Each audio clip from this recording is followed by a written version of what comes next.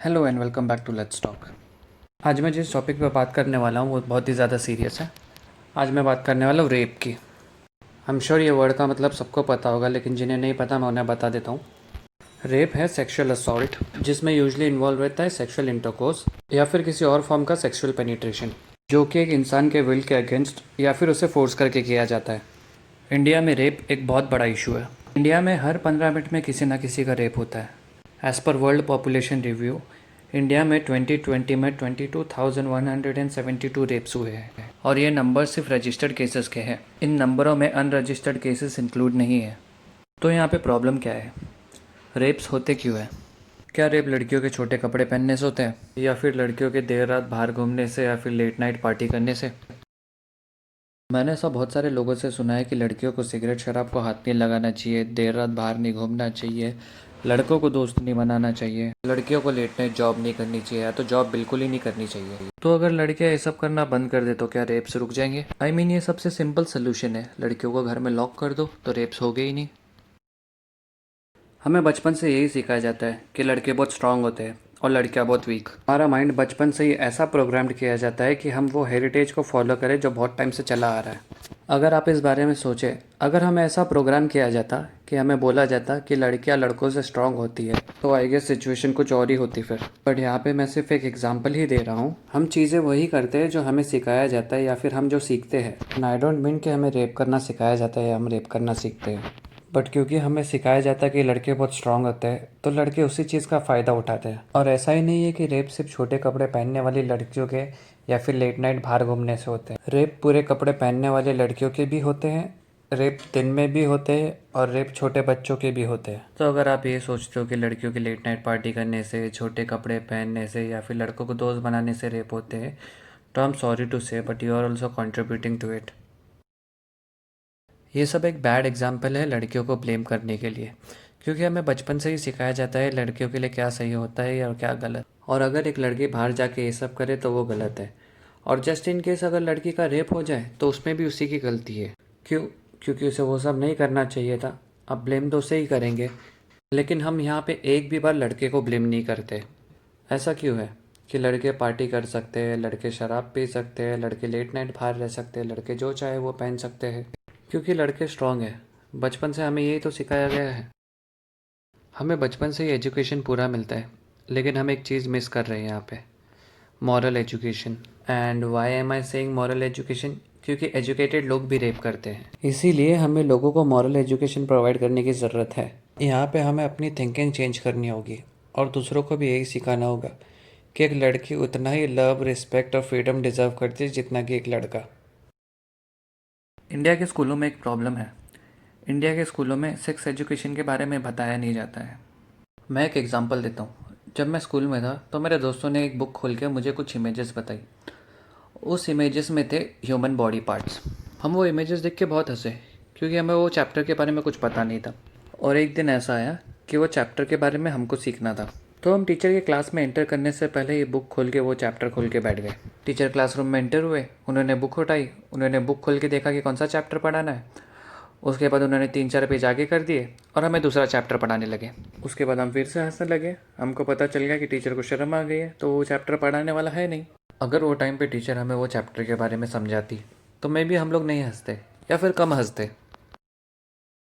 तो अब हमें स्कूल से तो एजुकेशन मिला नहीं, तो हम कहाँ जाएंगे? हम जाते हैं दोस्तों के पास, लेकिन दोस्त हमें सिर्फ सेक्स के बारे में बताएंगे, सेक्स एजुकेशन की नहीं। या तो फिर पॉर्न दिखाएंगे। कुछ हद तक इन सब चीज़ों में दोस्त भी जिम्मेदार होते हैं। मैं एक एग्जांपल देता हूँ।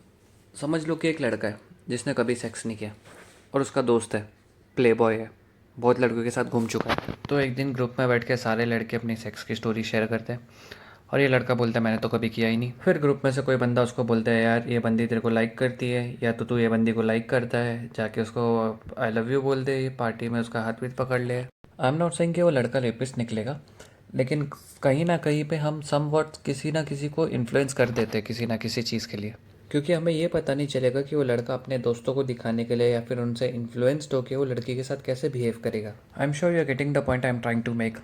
चलो दोस्तों की छोड़ो, अगर हम लोग दोस्तों से भी नहीं बात कर पाएंगे तो किससे बात करेंगे? फिर हमारी बचती है फैमिली। नौ इंडिया की फैमिली की प्रॉब्लम ये है कि यहाँ पे सेक्स को टैबू की तरह ट्रीट किया जाता है। उनके लिए सेक्स वो होता है जो शादी के बाद किया जाता है, जो बच्चे पैदा करने के लिए किया जाता है।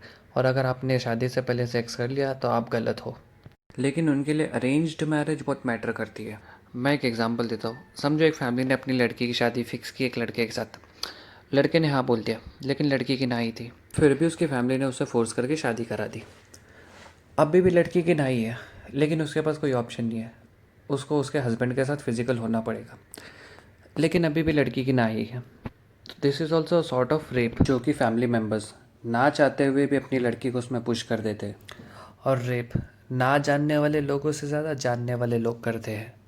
और जाने माने लोगों से ही मोस्टली रिलेटेड रहता है चाइल्ड अब्यूज़ और child rape, which is rape of a minor. Recently Twitter पे एक न्यूज़ आई थी जहाँ पे एक 7 साल की बच्ची का रेप करके एक आदमी ने उसे मार के फेंक दिया। बट उससे भी वर्स्ट सिचुएशन ये थी कि वो बच्ची की मरी हुई फ़ोटोज़ को वायरल किया जा रहा था ट्विटर पे।